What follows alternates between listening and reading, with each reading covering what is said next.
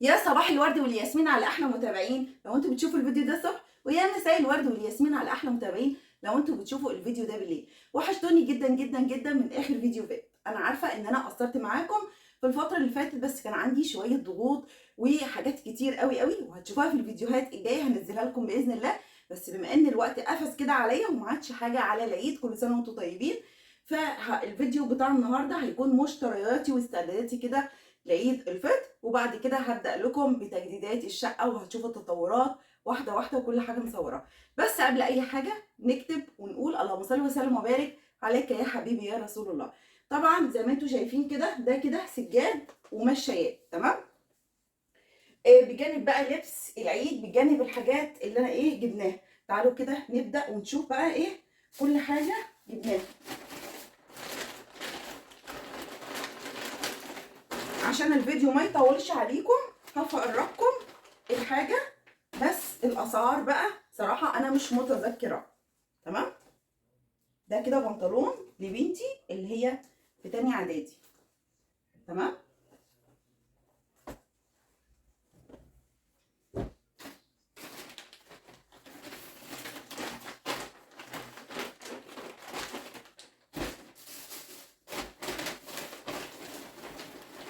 وده كده الجاكيت اللي هيتلبس على البنطلون.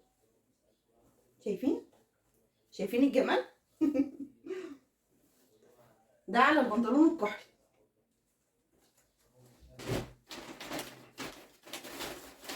كمان جايب طقم تاني، ده برضو بنطلون اهو، تفصيله تانيه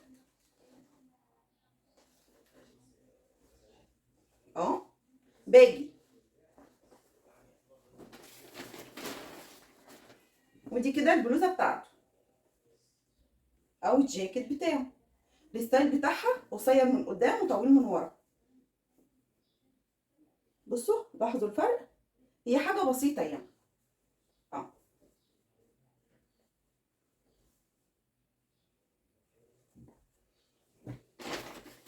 ودي بقى الطرح. دي الطرح بتاع الطقمين.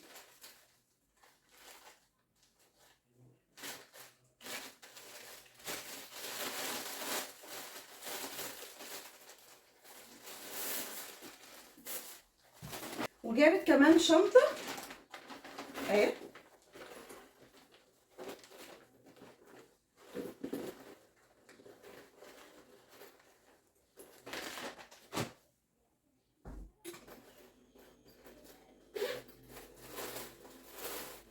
اهي.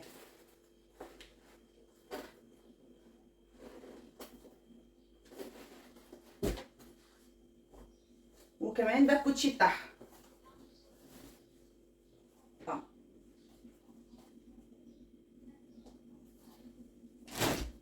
انا عماله اقول الشنطه من غير دراع.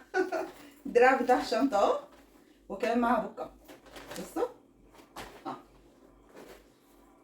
ده بقى هيتركب كده اهو، وده يبقى بوك معاها نازل كده. ده كده لبس مين؟ ملوك. نيجي بقى لبس فوف.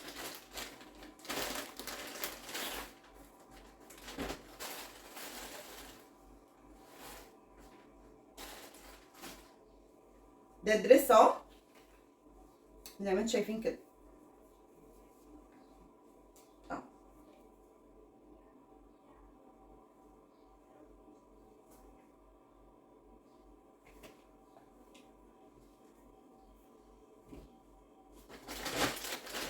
هتلبس بقى تحته، مرضتش يجيب بادي، هي حبت ان هي تجيب بلوزه زي دي كده، الستايل واسع. ده ظهرها زي ما انتم شايفين،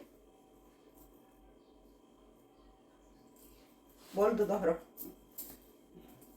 حبت تجيب بلوزه اهي، ده الستايل بتاعها، وبأستك كده من هنا.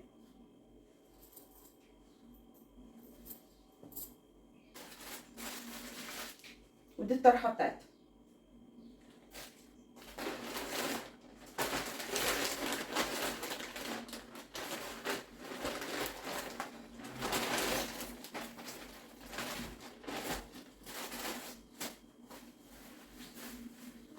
ده كده ستايل بنطلون اهو، خامته عامله زي الستان وقريب من الباجي كده شويه اهو.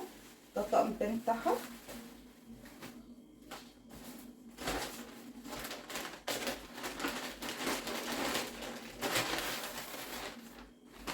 وجابت عليه جاكيت الجينز ده.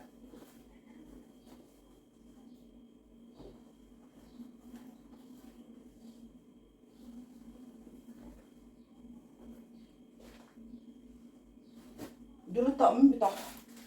ودي طبعا الطرحه. تمام. ده طقم لابني وطالبين له طقمين كمان على من اونلاين بس لسه ما وصلوش. تمام. الطقم ده هو اشتراه من هنا من محلات، وكمان اللي طالبين له طقمين بس هيجوا بقى اونلاين.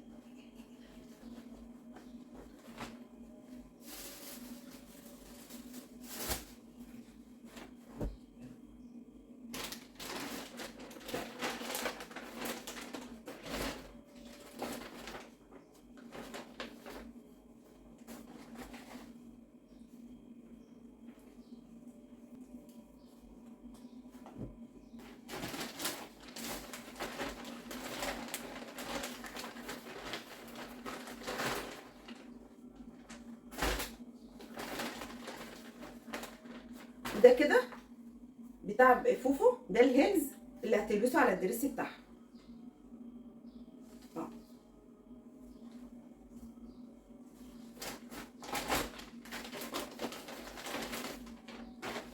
ده الكوتش بتاعها.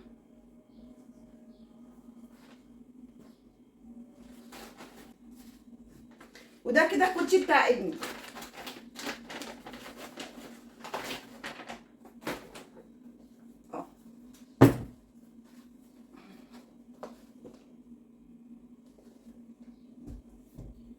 نيجي بقى لللبس بتاع انا.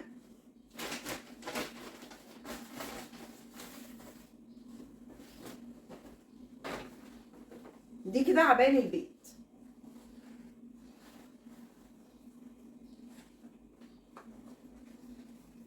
ده الوش بتاعها وده الظهر بتاعها، ودي اكمامها الكم بتاعها بالشكل ده.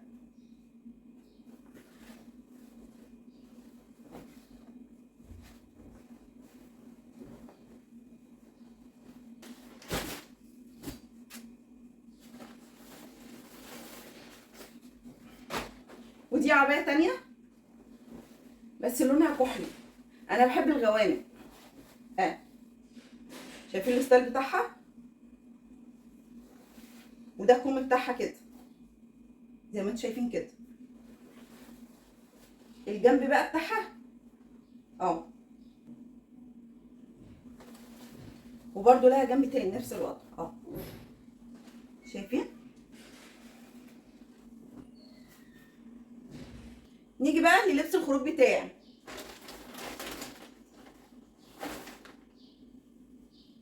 ده بيزك اهو،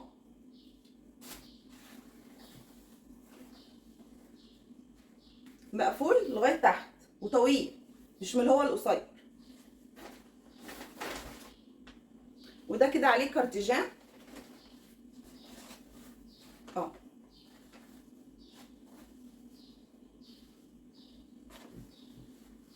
وده الظهر بتاعه، وكمه زي ما انتم شايفينه كده.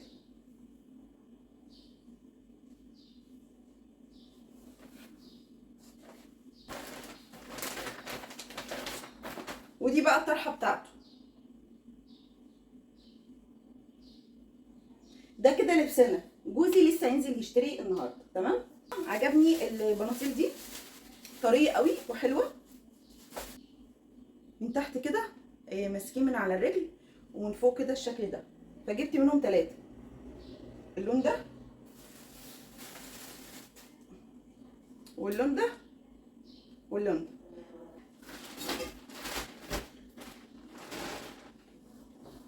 دي الستاره دي هحطها على باب المطبخ، جايباها لونها فيروزي زي لون الركنه. تمام. او يعني الدرجه قريبه شويه. دي قطيفه دي، وهيبقى تحتها طبقه كمان بيضه شيفون، هوريها لكم دلوقتي. تمام. دي خامتها قطيفه. طبعا هتتعلق بقى وهتشوفوا شكل الشقه وهتشوفوا الستاير وهي معموله. تمام. مش هحط ستاير كتير في الشقه، يا دوبك كده على باب المطبخ وعلى البلكونه بس مش اكتر. على البلكونه بقى اخترت اللون الجري عشان لون غرفه البنات.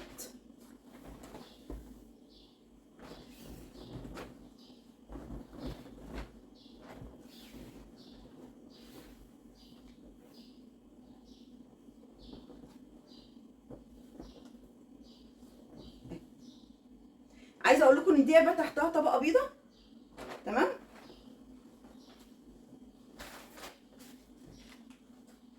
هوريكم بقى الستاير اللي تحتها. دول قماش خليت صاحبتي هي اللي اشتريتهم وفصلتهم عند حد جنبها يعني، ودولت انا جايباهم جاهزين. دول جايين طقم مع بعضه اتنين، فهحط واحده اللي هنا وواحده لجوه، واحده اللي قدام باب المطبخ اهي.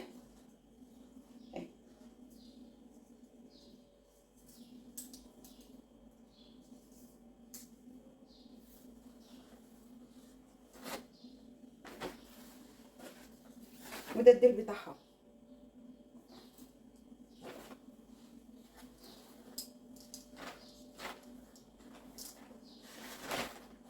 والتانية اختها بالظبط.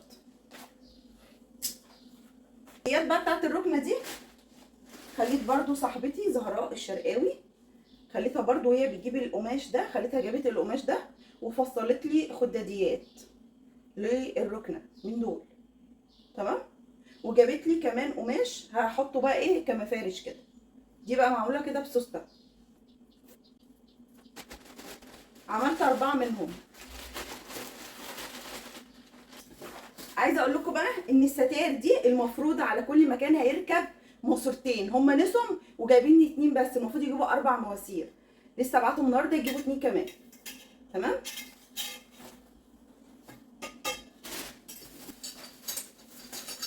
تتعلق بقى على العلاقات دي، بيبقوا ماسورتين، ماسوره كده وماسوره كده، ماسورتين 2.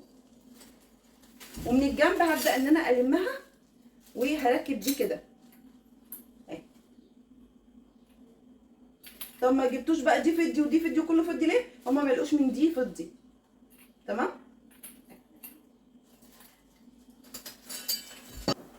لمكنه القهوه. مكنه القهوه دي جايه لي هديه، بما ان انا يعني جددت في الشقه وكده، صاحبتي وحبيبتي زهراء لقيتها جايباها لي.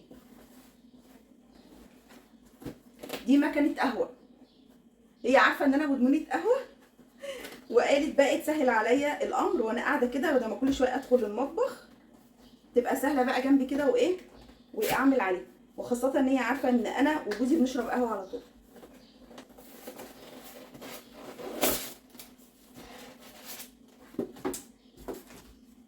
اهي دي كده فيشه اهي. بعمل عادي كده هنا في الكنكه دي القهوه بتاعتي، وبتاخد بقى ايه يعني، ممكن تاخد يعني 5 فناجين قهوه او اكتر، وبندخلها كده في الكهرباء وبنحط الفيشه طبعا، وبعد كده بتكي من فوق كده وبسيبها مع نفسها، مش هفضل اقلب كل شويه ولا اي حاجه. وبعد ما بتستوي هي بتدي انذار لوحدها وبتفصل، ببدا ان انا اخرجها. يعني ممكن اعلق عليها واسيبها شغاله واشوف مصلحتي، لكن ما كنت بعمل القهوه كده على البوتاجاز بفضل واقفه جنبها كل شويه بقلبها وخلي بالي لحسن تفور، فهي جابت لي دي. تمام. نيجي بقى للسجاد. سجاد كل اوضه، غرفتي وغرفه البنات وهنا مع كل سجاده معاهم مشايات. تمام. فهنفتح المشايات بدل ما افتح السجاد، هيبقوا هما نفس الشكل. دي كده، دول كده بتوع الركنه والسجاده نفس الشكل. تمام. دول كده مشايتين اهو، ودي واحده طويله وواحده صغيره. الطويله دي هحطها من عند الركنه لغايه دخول الحمام، والصغيره هحطها هنا جنب الركنه الصغيره. تمام. دي ده كده مشايات. السجاد زيه، السجاد زيه. عايزه اقول لكم ان انا شايله همه ده المشايات. امال السجاد بقى ده كده بتاع الركنه، طبعا لونه زي ما انتم شايفين كده لايق اهوت على الركنه، وجايبه فواتح زي ما انتم طلبتوا. دي المشايات دي بقى بتاع غرفه النوم. تمام، غرفه النوم من غير سجاد، بس هما 3 مشايات. مشايه جنب الدولاب والسرير، ومشايه عند التسريحه لغايه الاخر، وجايبه منهم مشايه صغيره كده بتتحط قدام باب الشقه، قدام باب الاوضه، نفس الشكل. تمام. ودي كده جايباها عند الغساله عشان تبقى لونها قريب من اللون الفيروزي اللي هو تبع الركنه. جايبه فواتح زي ما انتوا قلتوا، بس طبعا مفيش لون ساده، مفيش لون ساده يا جماعه. لكل اوضه لها مشايات. المشايات دي بقى بتاعت غرفه البنات. طبعا السجاد من نفس المشايات دي يا جماعه.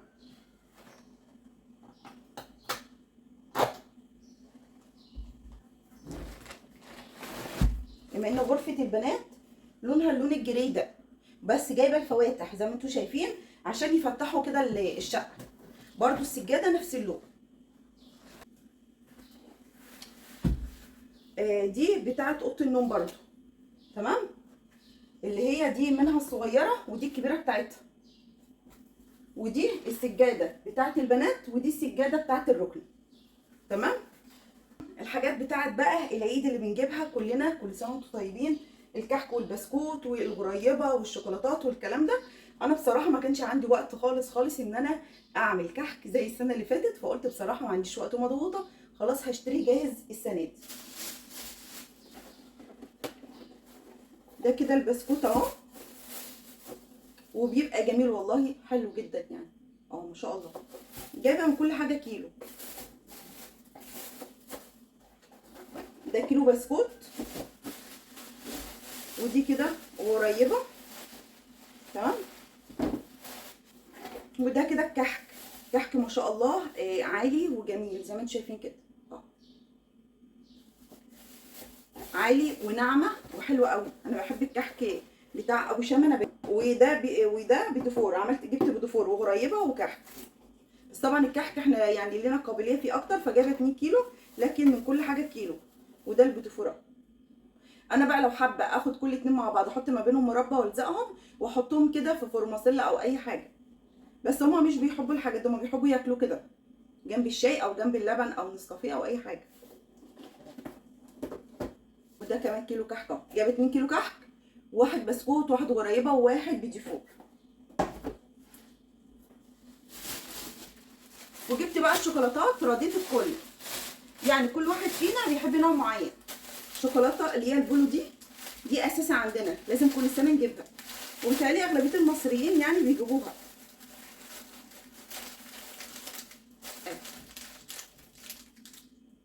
دي بقى شوكولاته وجواها سوداني، بعشقها.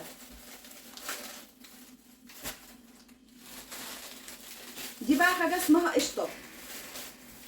القشطه دي محدش بياكلها، انا اللي بحبها. طبعا كلكم عارفين القشطه، تبقى طريه كده وحلوه زي السفانج.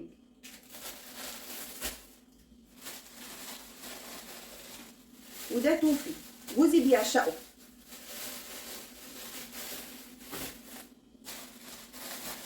ودي بقى شوكولاته بالبندق، جبت نص كيلو من النوع ده ونص كيلو من النوع التاني. النوع ده اهو، وجبت برضو من النوع ده برضو بالبندق.